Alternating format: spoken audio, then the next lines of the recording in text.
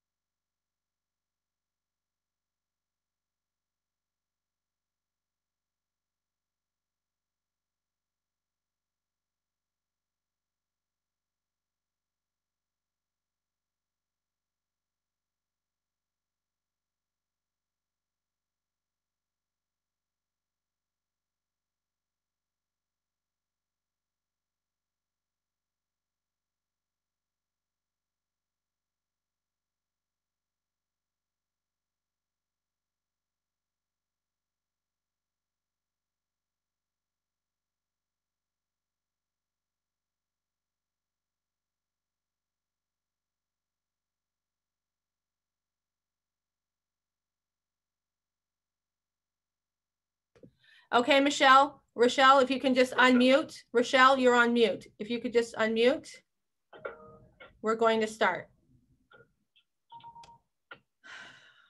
Oh, Lord. Did Debbie get in? No, I don't know, but hold on. Rochelle is not able to.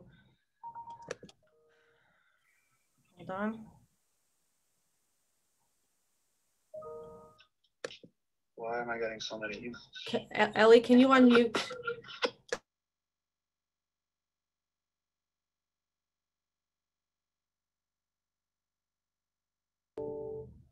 Rochelle, you are unmuted.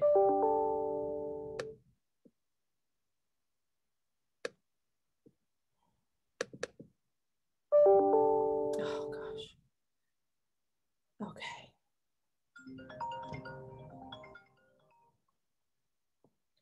Okay, I don't know what to say here. Okay, Rochelle, you're okay now. Go ahead. That's good. Okay, everybody. Good evening and welcome to the first ever Emunah of Canada and Emunah of America joint Emunah Shabbat. This program of women's learning on a Shabbat afternoon began 26 years ago, organized and inspired by SD Aras. It began in Toronto and then was picked up in Montreal. Last year, due to the pandemic, we had a national event on Zoom, not on Shabbat, but it gave Emunah Canada supporters an opportunity to join together to learn Torah and celebrate the work we do to benefit our children and families in Israel. This year, we have expanded to include members from both Canada and the US. I think that's an amazing event. Thank you to all the organizers, to everyone for attending, and for your generous donations. The proceeds from tonight's shiur have a sweet destination. We will be sponsoring an ice cream truck to visit all the children in the 5 Emunah children homes in Israel. These are extra treats that would not be possible if not for your generosity. Thank you for your meaningful support. Upcoming events, Emunah of America's events are many and varied. You can go on the website, emunah.org, for all the details. Emunah Toronto is planning an ice cream truck event in August, and Emunah Montreal has just launched their Family in Israel campaign. I look forward to when Emunah Shabbat will again be on Shabbat, because that will signify that this pandemic is over. But I'm so inspired by all of you who have joined together tonight to learn Torah and support our precious children in Israel. Thank you again for your continued dedication to Emunah. Please give your attention to the video. It will be followed by the National President of Emunah of America, Debbie Binnenfeld, who will introduce our guest speaker, Mrs. Esther Wien. Thank you again.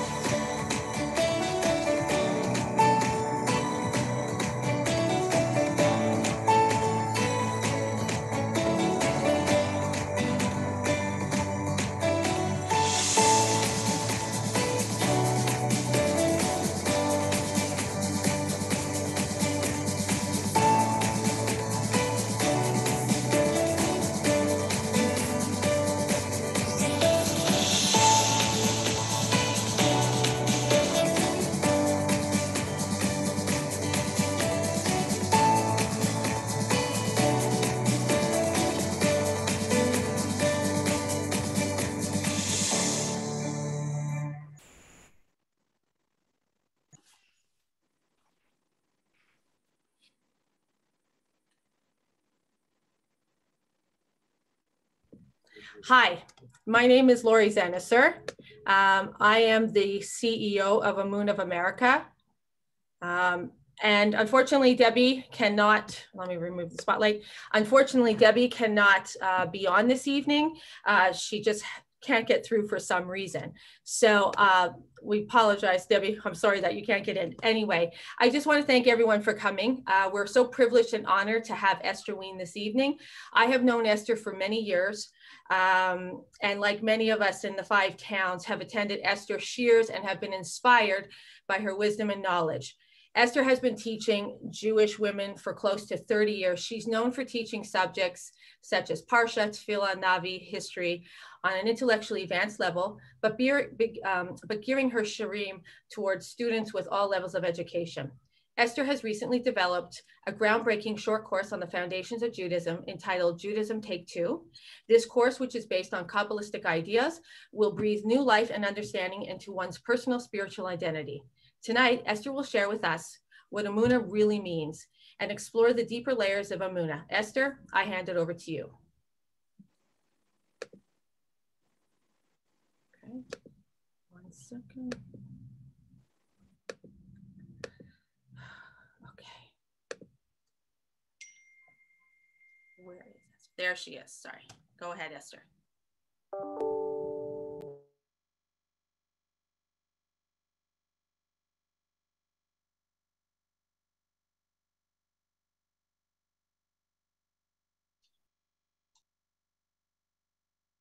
Can you unmute?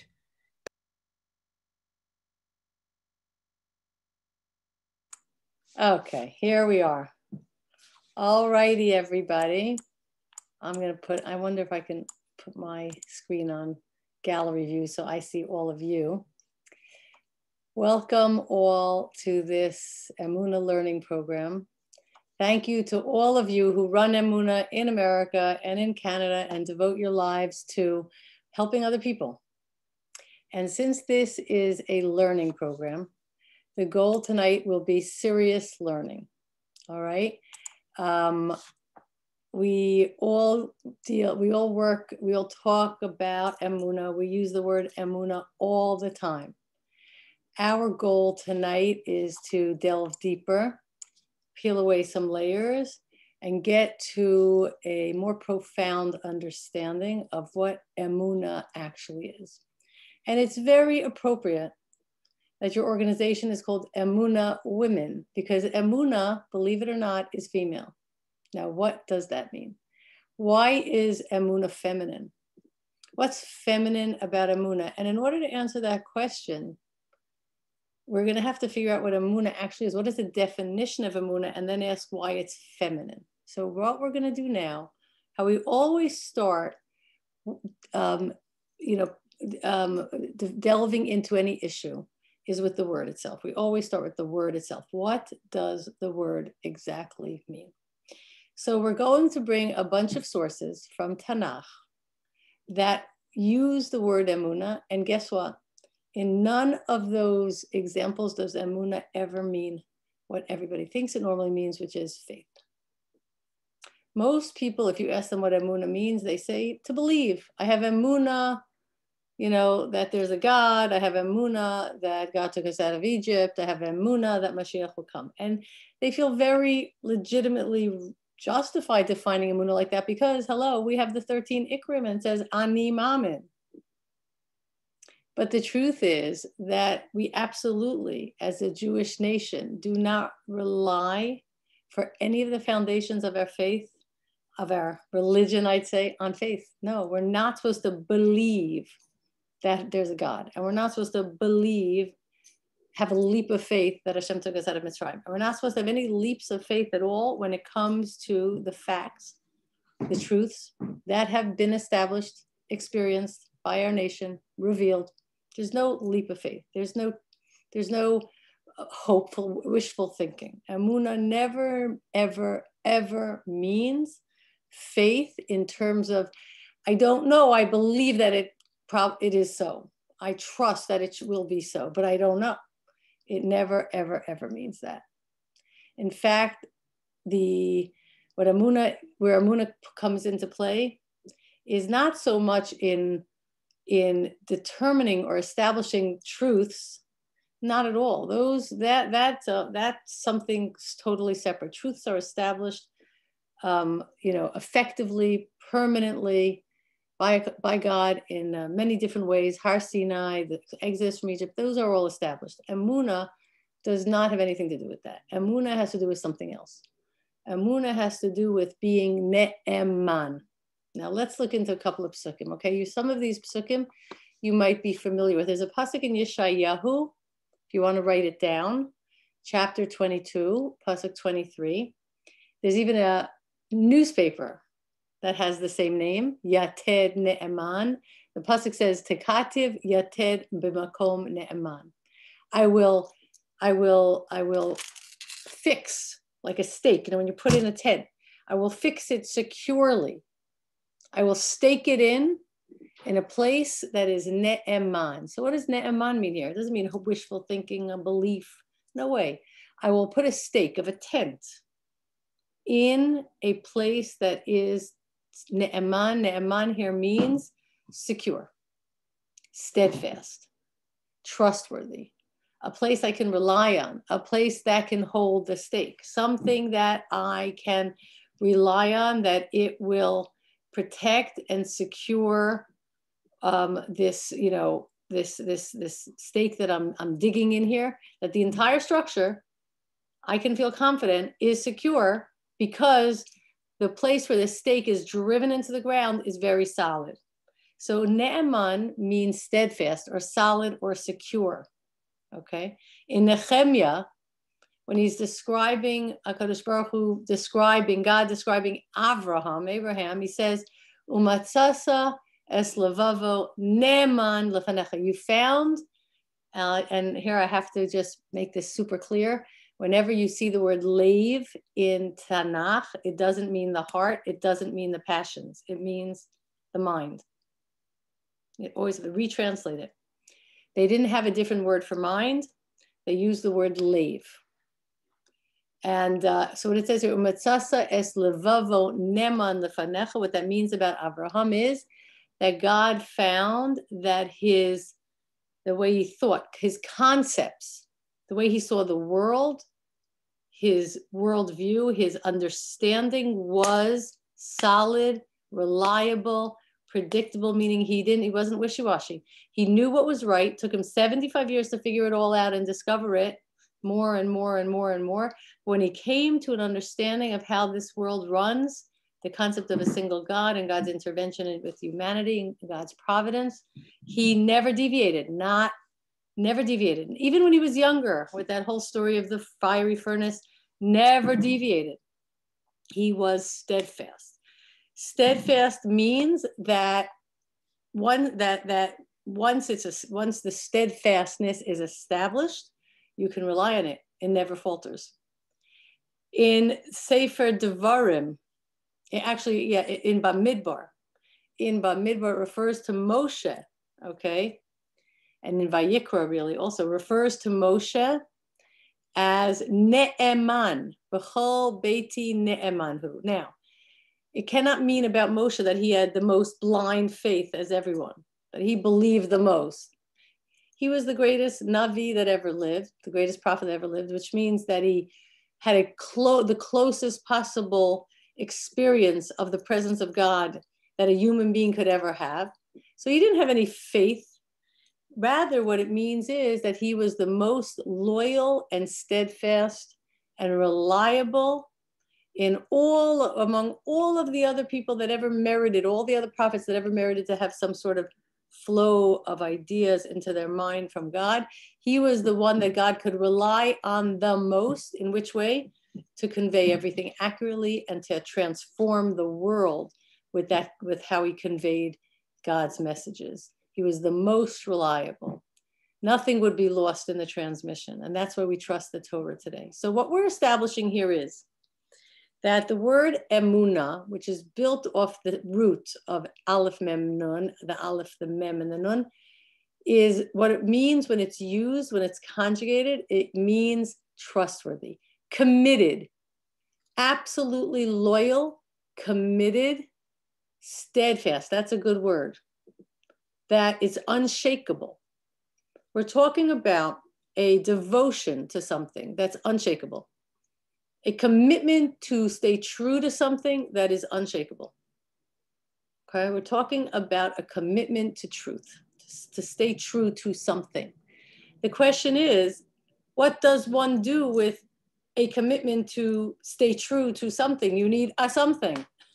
You need a something. What am I staying true to? You cannot have emunah in a vacuum. Emunah is something that comes second. It never comes first. It comes second to something else. There's always something that precedes emunah, and then emunah comes in to say, oh, well, in that case, I devote myself to it. I will never deviate. I will never, at the peril of my life, I will never turn my back on this. I will never repudiate this. I will represent and commit and live and die for this. But you need a this. What is emunah devoting itself to? That's the question. So you know in davening, I'm sure you're familiar with this. Emunah is found in relationship. We say this after Shema. The word emunah is found in relationship to another word, emes ve'emunah. Now that makes sense. Emes means there are absolute truths. They've been established, they've been revealed, and they continue to be discovered because they are the underpinnings of life itself. There are truths. The truths that underpin all of our identity as Jewish people, okay, are, as we said, they are key. And what emunah does is it comes and it's a promise to, as we said, stay loyal to these truths and build a world where these truths can flourish. Now, what are these truths? Well, Rambam wrote in an introduction to his explanation of the 10th perek in Sanhedrin, which is called Perek Chelek. He wrote a long introduction. And in the introduction, he talked about what people must know in order to have a functioning Jewish ideology. And in that intro, he lists the 13 ikrim, what we know as the 13 ani mamins, the things you have to have emunah in. Okay. Now, every single one of the 13 fundamentals, okay, that Rambam says it is imperative to have emunah in these 13 things. Every single one of them has already been experienced or proven or promised through Moshe, who has in the Torah, who has been proven and is absolutely trusted. So if you break down the 13 ikrim into 3 categories, they really are 3 categories. The first 5 deal with God, that God is the beginning of, God began all of everything. There is nothing before God. There's no such thing as before even. That God runs everything, that God is involved with everything, that God knows everything, and that there is no other force besides God, and Hashem has no parts, and Hashem is entirely one, and we are all effectively part of that one, because one means there's nothing else. You can't have Hashem here and then other stuff. So if Hashem is everything, we're part of the everything. Anyone who's heard any of my shurim has heard me repeat for a trillion times the Kabbalistic image, which is of our relationship with Hashem, which is like a fetus within the womb of the mother. We exist within, we are participating within the existence of God himself.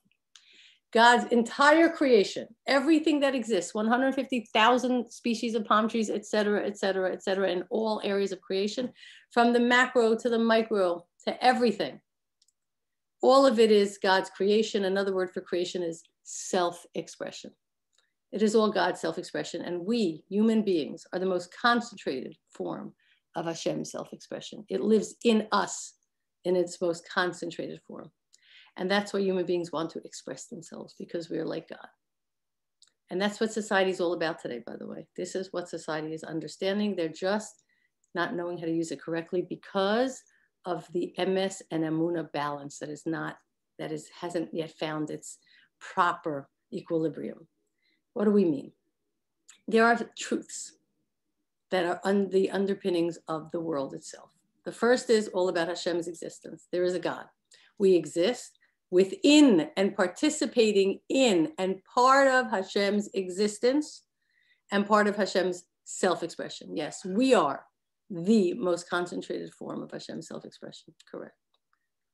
That's what a human being is. Secondly, the next few ikrim are about the Torah and prophecy. Yes, God communicates. Yes, it is possible, and Rambam says till today, to develop one's spiritual perfection to such a degree that there is a flow. Think about the umbilical cord. There is a flow straight into the psyche of a highly developed person, bringing spiritual truths, nutrients, but spiritual understanding and ideas, effectively messages into their mind. Yes, it is possible. Rambam says there's even a degree of it still attainable today. It's called Ruach HaKodesh. And God does communicate. And it is possible to receive the messages and the ideas and the truths that Hashem is, so to speak, expressing with the hard work and the perfection guided by obviously the Torah and the mitzvahs. And that's a whole other section that there is Torah and mitzvahs are the path to the way to open up that flow and receive communication, reception from God himself. Okay. That is a fact. It's been proven. All of these things were proven. You know when they were proven? They were proven in Mitzrayim. God proved all of this, that there's only one God, controls all of nature, talks to people, knows what everyone's doing, knows who's been good and bad. It's all been done. These are all what falls into the category of emes. These are all truths. We all experience them. The third category is three things that have been promised but have not yet been fulfilled. And this is very much where Emunah plays a very important role in all the areas, but this particularly.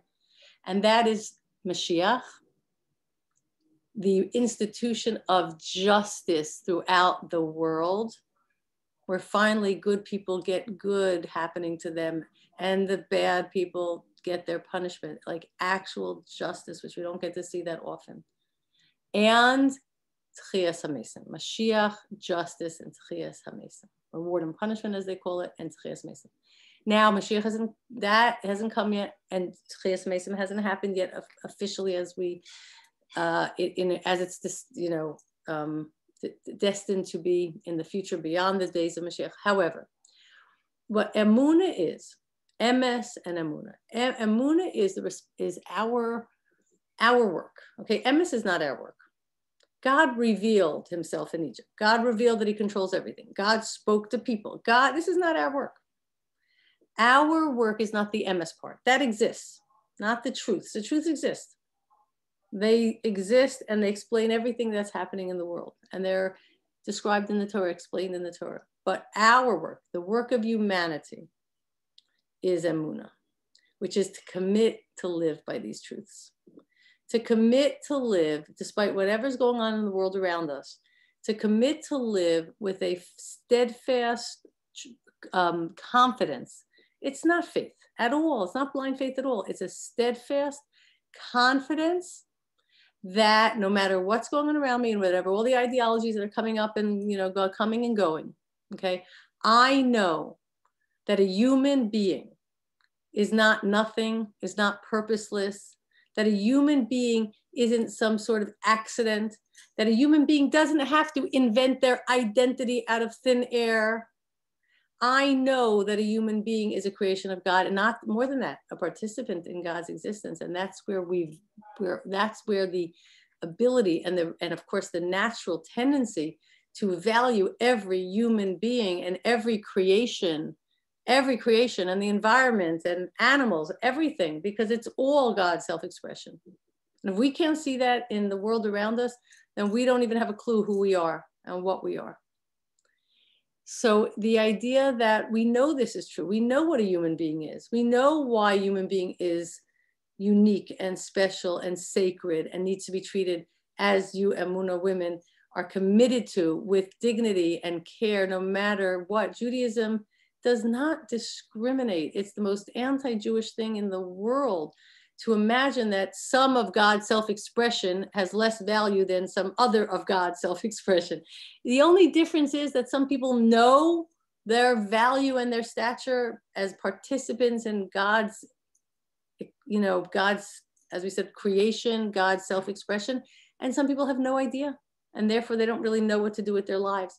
And when we see people that have no idea what their identity should be, and therefore they tattoo themselves from head to toe and just try to figure out their identity by looking at their bodies or how they feel today, this really shows us that human beings at their core, they want to express themselves, but they don't have direction. They have this some sort of desire to express that they have something unique about them, but they don't have the MS. They don't know who they are.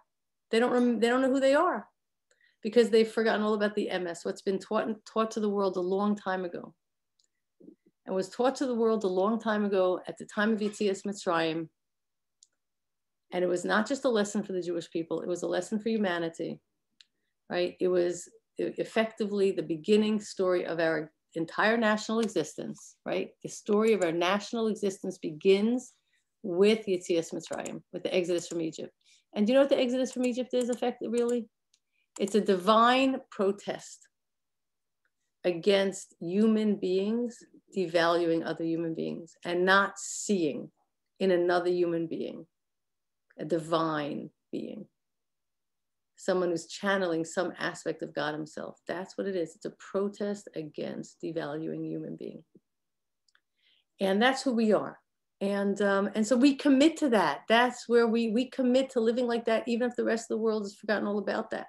And what about Nevuah and Torah? Yeah, we commit to living by a code of law and a lifestyle that gives us the best possible chance of developing ourselves into participants in God's unfolding of the story of history. We participate in that. Queen Esther, history unfolded through her. We participate in God's unfolding history.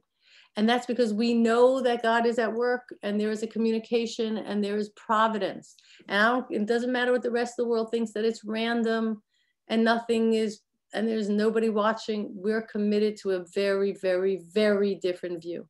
We commit. We don't have wishful thinking or faith that. No, we are committing to never giving up and never abandoning and never denying the truth that we know as a nation, that God guides history and God guides us individually. And I want to tell you an amazing story shortly.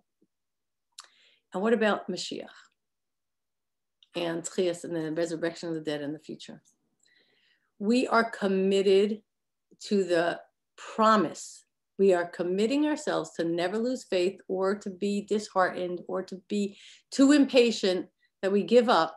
We are committing ourselves to stay the course, to keep on swimming, to keep doing what we're doing as what we should be doing until the time that there will be a change in the world order. And the great change of the world order, what Mashiach is renowned for, how Mashiach is described throughout the book of Yeshayahu in chapter 2, chapter 11, the end chapter 66, many chapters in between. You know what Mashiach is? Social justice warrior. That's right. Coming to bring justice to the world. And we will not give in to say, you know what, there's no justice. Everyone just do what they have to do. Survival of the fittest because there's no justice. Everyone just do what you want to do. Do what you got to do because there's no justice in this world. No. The Jewish people are committed to the promise and the trust that this will come true. That yes, justice will be restored. If you look at this, Yeshayahu, Mashiach is always talked about in terms of restoring justice to the world, making it a place that makes sense. No longer allowing might makes right and survival of the fittest and lies to create policies and power. And we know that. And how do we stay committed to that? We conduct ourselves honestly and with justice, no matter how dishonest everybody around us is. A person appreciates the environment. Justice requires that we take care of the environment. So even if everybody else is using everything disposable, let's say. A person has to live by their conscience and care about the environment and do what's just and try to protect the environment in the little tiny way they can, not because they'll make a difference, but because they have to live a life of justice. And they have to live a life of truth, even if nobody cares and they won't. And maybe even they'll lose money because they're being honest. We believe in honesty. We are waiting for a world of justice restored.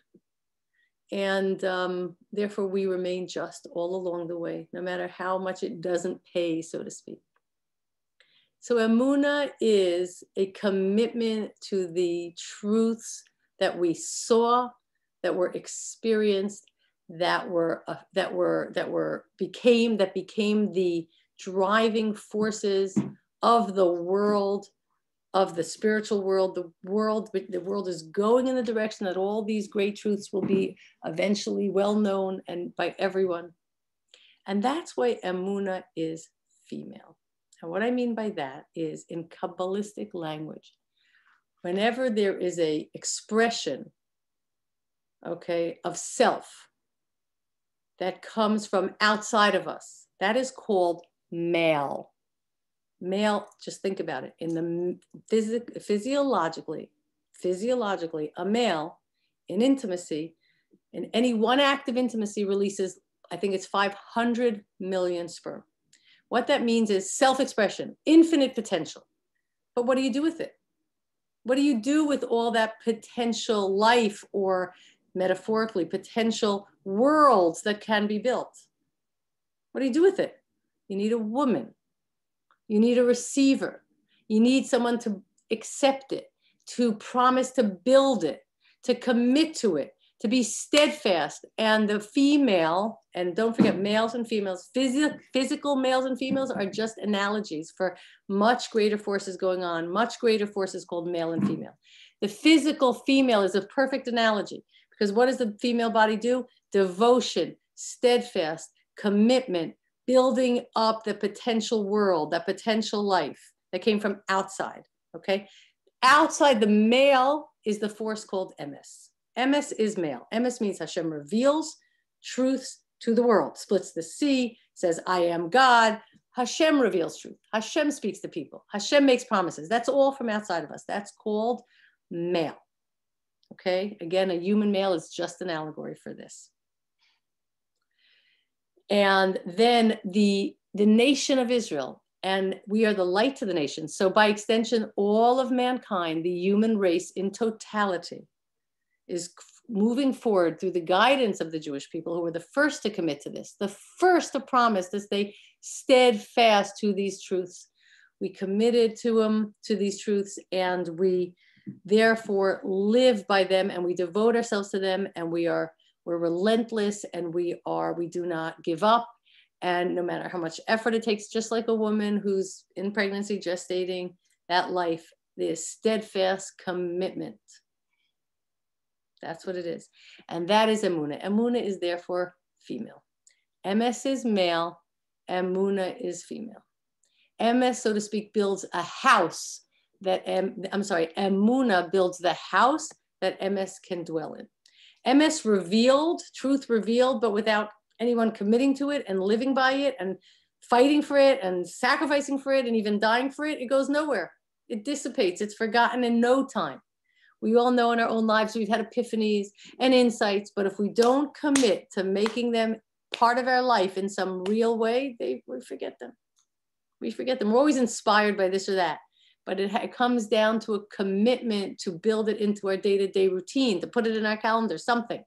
Learn the laws of Lashon Hara every day. We got to do something about it, or the great inspiration and the great truth will just flit away. Now, you women here who are devoting yourself to Emunah, Emunah women is such a perfectly beautiful name, Emunah women. You are, whether you know all this philosophy or not, you're committing to the most basic emes of all the truths in the world, which is the value and the dignity of human beings. Don't forget, it was in chapter 1 of Genesis, of Bereshis, where God himself calls a human being a tselem Elokim. which essentially means something that is of God, that is just like God. And as we described it, and as the famous Nefesh HaChaim explains it, that God is a creator, self-expresses, makes everything happen. We have that in us too. It's the most foundational drive of a human being is to express themselves. And so all you women who are creating the opportunities for people to be at their top of their game, to be able to be who they can be, to let go of the burdens that would otherwise hold them back. It's the most fundamental, truest form of emunah, a commitment to the emes. The emes is, as we said, that we are all expressions, part of God's self-expression, and that's why God came, created, the Jewish people were founded with this great story of Hashem breaking into the world to make it clear forever that devaluing other people and suppressing other people and holding other people back and thinking that other people are just props in my show. In other words, living in a state, I often use these two constructs, and I'm going to tell you a great story for a few minutes. There's two ways to live. There's survival of the fittest, what we'll call survival mode. And it basically is like this. All I know is I'm here. I need to survive. I need to get my needs met.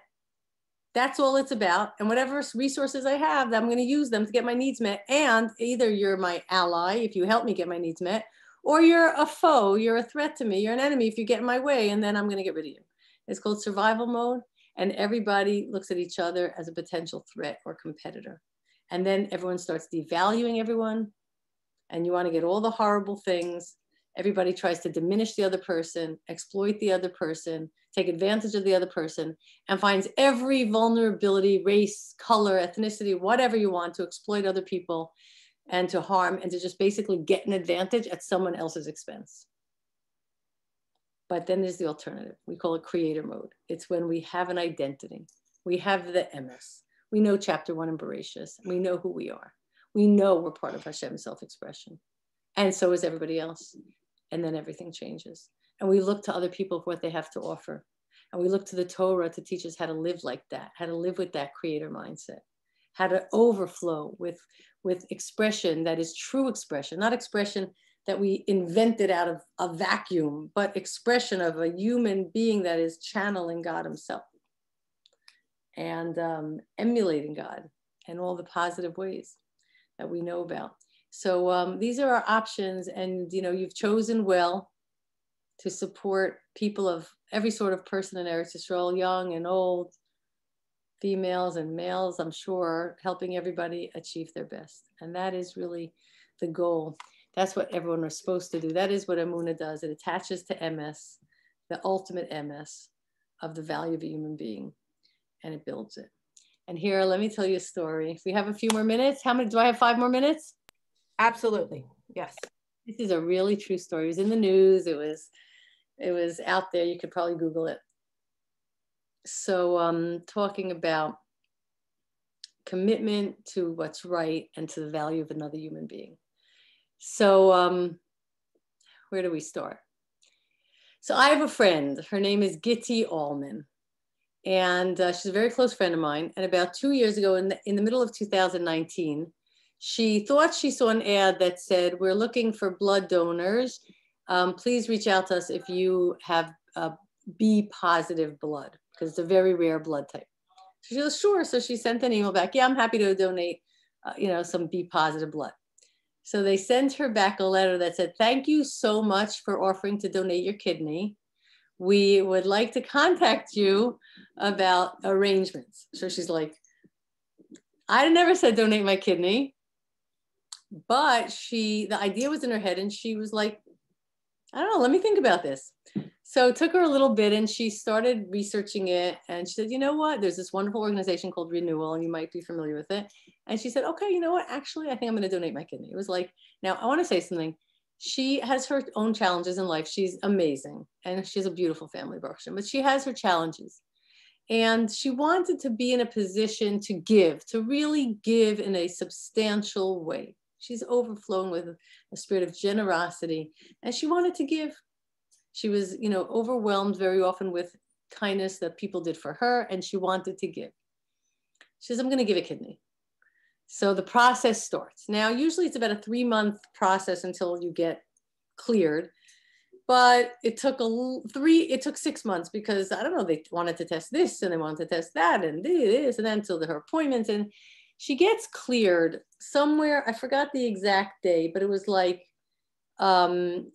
December 29th or something like that of 2019. Okay. Split screen.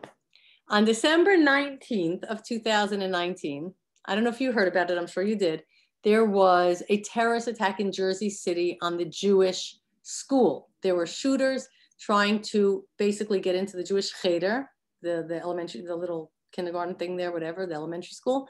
There were 50 children there. And what happened was the shooter came out of the car, started shooting, and went into a supermarket or was cornered in a supermarket, got cornered in a supermarket, and they were able to lock the door of the school and they cornered him in the supermarket. So it was Jersey City. And as soon as the drama and the chaos started, obviously the police department sent out a call on the radio about the chaos. And the first officer on the scene, an officer who had been on the force for 42 years and had basically played every role possible in the police force, was the first one on the scene when everybody was already being practically televised, you know, with the phones and everything. Everyone already had images. As people were running away as fast as they could, this police officer was running into the chaos. And he was the first police officer on the scene, and he secured the situation and they cornered the guy in the store. That was it. Now, it happens to be, just by coincidence, that this police officer had gotten a diagnosis that his kidneys were failing 2 years earlier. And he had been in dialysis almost 1.5 years. And he didn't tell anyone. He went to work every day. And that day that he ran out there, okay, he put his life on the line, and he just came from dialysis. And there was another police officer in his department who had passed away, and the daughter of that police officer, not Jewish, but in honor of the soul of her father, wanted to do something and decided she wants to help this officer. His name is Officer Anthony Silver, get himself a kidney. So she went to Channel 12 in New Jersey, and she said, why don't you just put it out there on the television that this officer put his life on the line. You can even show the footage of how he was first on the scene in the whole Jersey City massacre. You know, put it out there that he's looking for a kidney, okay? It was a few days after the massacre that it went on the news. I'm literally sitting in my bed one night at 11 o'clock at night. It was like December 29th. And Gitti texts me and she says, I just got cleared to give a kidney. I'm so excited. I'm clear. And then I get a forwarded Facebook post that says that Officer Anthony Silver, who was the first on the scene in the Jersey City massacre of the Jewish supermarket, is in need of a kidney. So now, here's the thing. My friend had very rare blood type, B positive. I literally said, Gitti, maybe you could give him a kidney. Maybe you give him your kidney. So she was like, oh my gosh. So the next day, 2 days later, she calls the precinct. She doesn't know where to find him. She calls the precinct and she says, hi, my name is Gitti Ullman. I'm looking for Officer Anthony Silver. So it's Irish. Turns out his father's Jewish, by the way. So they're like, yes, who is this? Who can I say is calling? It's Gitti Ullman. What's the message? She was like, tell him that I'd like to donate my kidney to him. So the lieutenant's like, whoa, wait a second. Okay, wait a second. So he says, let me get him. Tell him to call you. Officer Silver literally thought it was a prank call. He thought the guys were just joking him, you know. And he calls her back and she says, I'm an Orthodox woman. And I saw what you did. And I want to donate my kidney to you. And he obviously was speechless, absolutely speechless. He said, you know, I have a very rare blood type. She said, really, what type? He said, it's B positive. She goes, well, I'm B positive too, which of course was like a whole other level of astonishment. Then they went in, they agreed to start with renewal, and they started going for testing. And the doctor who did the genetic workup said, you know, you guys should do your ancestry because your genetics are so similar, you could be siblings. They haven't done that yet. But in any case, she donates her kidney to Officer Silver. Okay.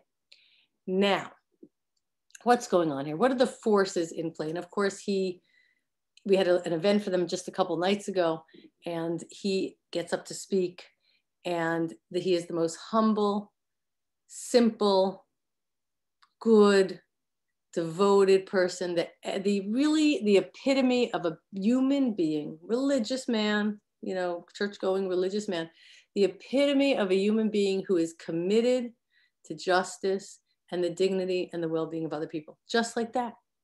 He's committed to the dignity and the well-being of other people. He ran into the gunfire just for other people. And he said when he spoke last night, nobody owes me anything. It's just what I do because I want the city to be safe and I want people to have a good life. Just like that, like no big deal. Now his son is in the service.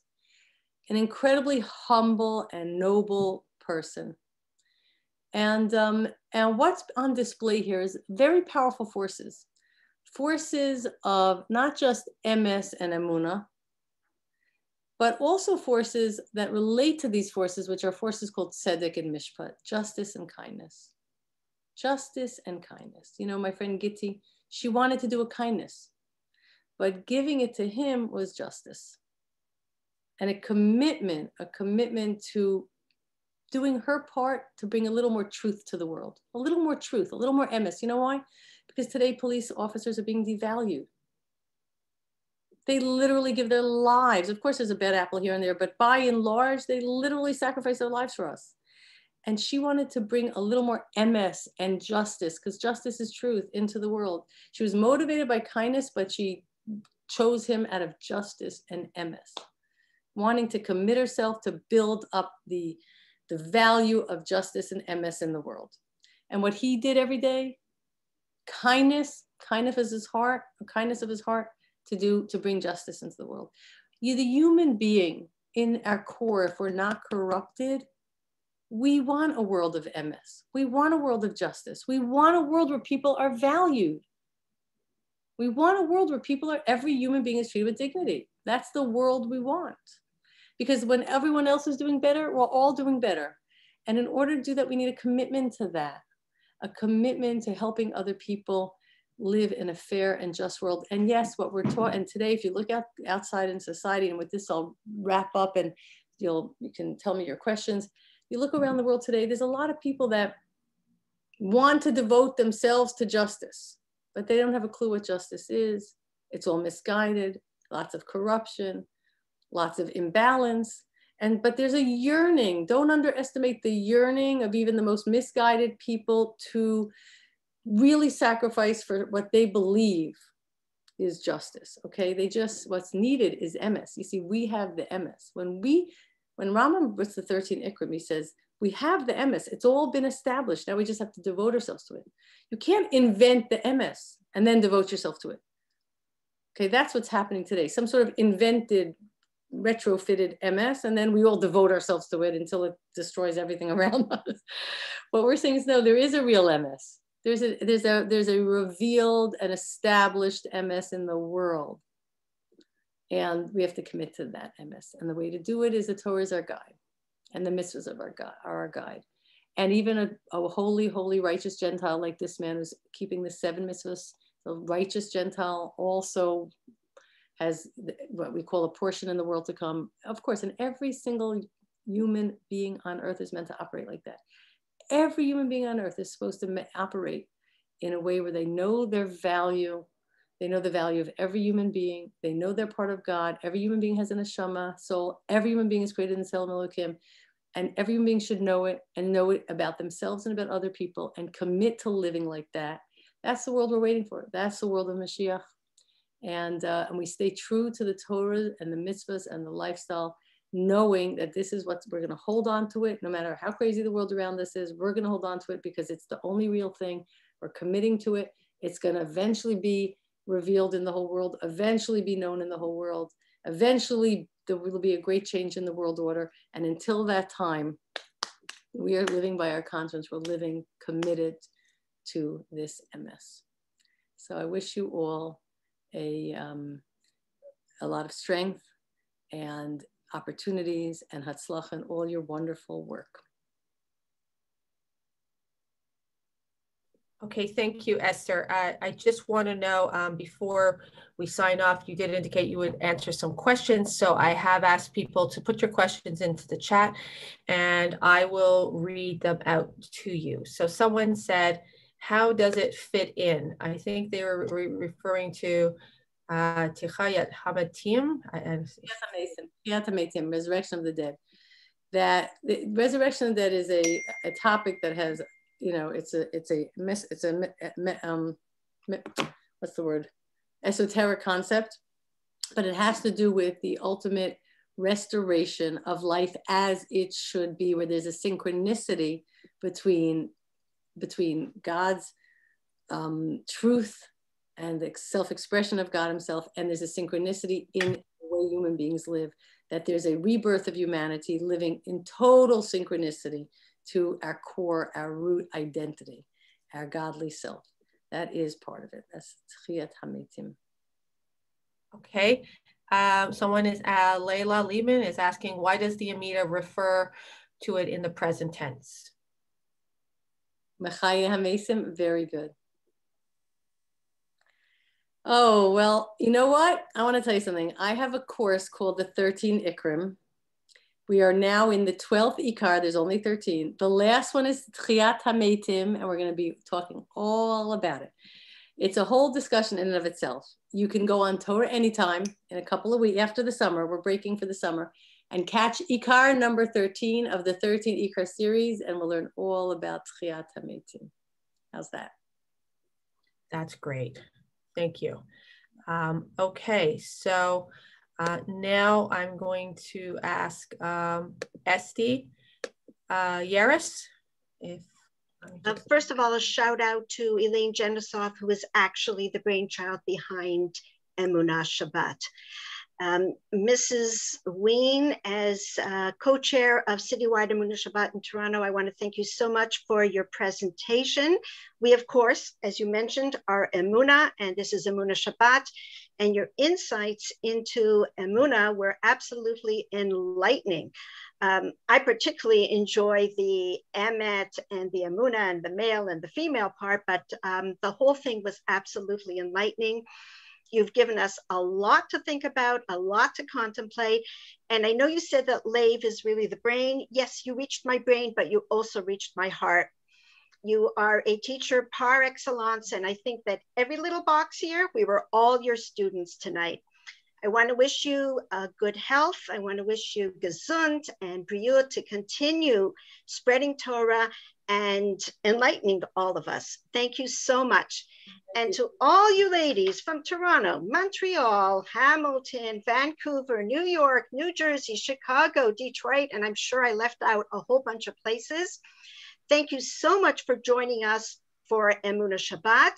And as was said before, we hope to see you next year in person, but I have to be honest, when we have Emunah Shabbat in person, we're all in our own little areas. It is just so nice to see all of you here together. I want to wish you all an easy and meaningful fast. This should be the last Tisha B'Av that we have to fast, and a safe, healthy, fun summer. And before we turn around, wish you all a Kativa v'chatima tova. Thank you for coming. Thank you. Thank you, Esther. And Emunah of America also thanks you as well. You know, you're always words of inspiring. And I just want to say, when you were talking about Emunah being female, it builds the house. You know, Emunah builds many homes. We have 5 children's homes, and there's a lot of people in those homes. So that really resonated very nicely with us. So thank you so much. Everyone have a good evening, and thank you so much for joining us. And just, well, by the way, all the proceeds will be going to ice cream trucks, because this is ice cream month. So all the kids will be getting ice cream trucks coming to their homes in the next 2 weeks. Okay, be well, take care, bye-bye.